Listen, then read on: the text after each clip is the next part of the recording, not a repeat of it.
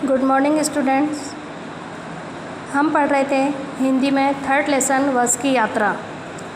हमने इसमें पढ़ा कि जो इसके लेखक हैं वो और उनके 4 मित्र यानी कि 5 जने ये शाम को 4 बजे वाली बस से पन्ना से सतना की ओर जाते हैं, जो जबलपुर से ट्रेन से मिलाती है। इनको किसी काम से जाना था तो इनको पहुंचाने लोग आते हैं।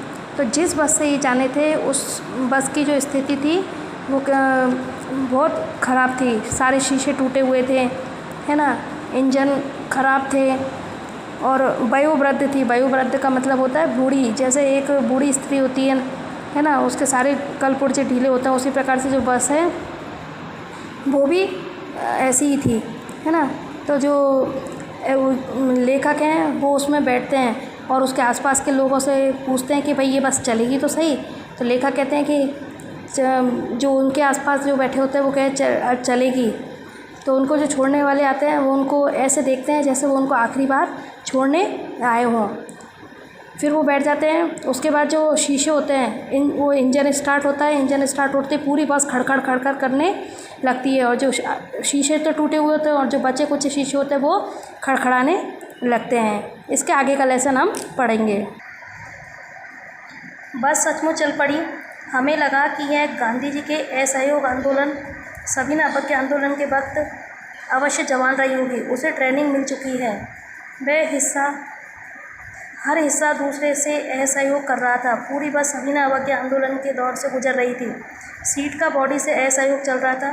कभी लगता सीट बॉडी को छोड़कर आगे निकल गई, कभी लगता सीट को छोड़कर बॉडी आगे भागी जा रही है।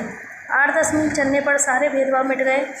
यह समझ में नहीं आ रहा था कि सीट पर हम बैठे हैं या सीट हम पर बैठी है ना। तो ये जो गांधी जी ने जो असहयोग आंदोलन किया था तो उस वक्त ये जो बस थी ये उस समय की मानी जा रही थी। लेखक कह रहे थे कि गांधी जी के समय की बस है ना। तो जो उसके जो कलपुर्जे थे वो 8-10 मील चलने पर वो इधर उधर सीट को छोड़ करके जाने लगे। एक बस रुक गई। मालूम हुआ कि पेट्रोल की टंकी में छेद हो गया है।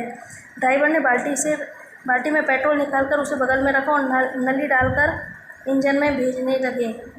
अब मैं उम्मीद कर रहा था कि थोड़ी देर बाद बस कंपनी के हिस्सेदार इंजन को निकालकर गोद में रख लेंगे और उसे नली से पेट्रोल पिलाएंगे, जैसे माँ के मुँह में दूध की शीशी लगाती है। जैसे ही वो बस 8-10 मील चली, 8-10 मील जा कर के वो रुक जाती है, क्योंकि उसकी जो पेट्रोल की टंकी होती है उसमें छेद हो जाता है और जो लेखक ड्राइवर है ना, कंडक्टर और ड्राइवर, वो उसमें बाल्टी लगा करके और पेट्रोल को निकालते हैं।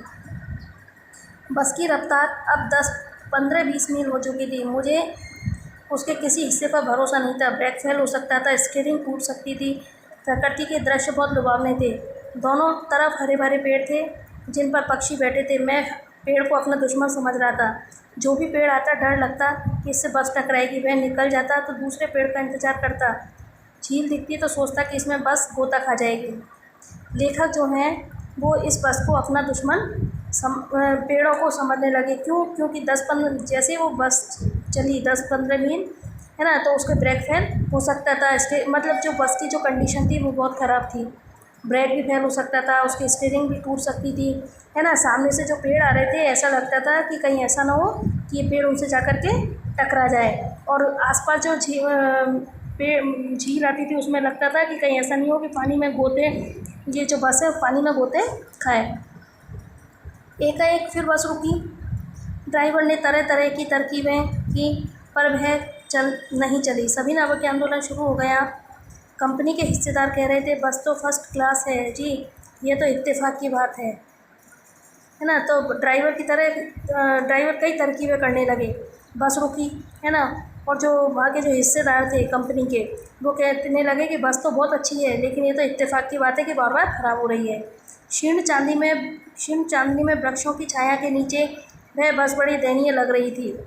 लगता था जैसे वृद्धा स्त्री थक कर बैठ गई हो। हमें ग्लानि हो रही थी कि बेचारी पर लदकर हम चले जा रहे हैं। अगर इसका प्राणांत हो गया तो इसकी बियाबान में इसकी अंत्येष्टि न करनी पड़ जाए, है ना। तो जो चांदनी में वो बस ऐसी लग रही थी ये जैसे एक वृद्ध स्त्री जो थक कर के बैठ गई हो। और ऐसा लग रहा था कि कहीं ऐसा नहीं हो कि इसका मतलब ये जो बस है इसकी प्राणांत हो जाए। प्राणांत का मतलब हो जाए कि इसके प्राण निकल जाएं और इस बियावान जंगल में इसकी अंत्येष्टि करनी पड़े। इसके आगे का लेसन हम कल पढ़ेंगे।